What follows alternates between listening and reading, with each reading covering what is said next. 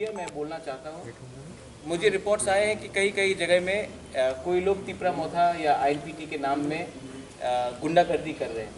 हमने सबका नोट ले लिया है, स्टॉक ले लिया है। We are not going to tolerate such nonsense. Criminals है।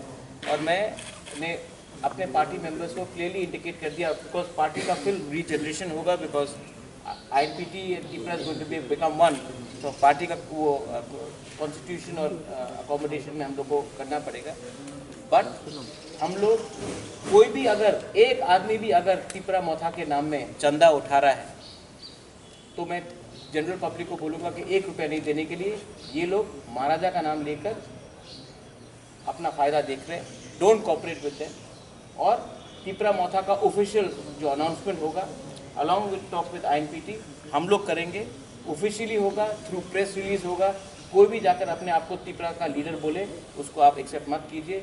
ऑफिशियल लेटर यहाँ से जाएगा after talking with Chitto Babu, हमारे CM Vijay Ramkar ji, Animesh is there, Shridham is there, जो भी सब सीनियर लीडर्स है, रविंद्र बाबू इज दे, सबसे बैठकर हम लोग बात करके then we will make an announcement. Also, my last question.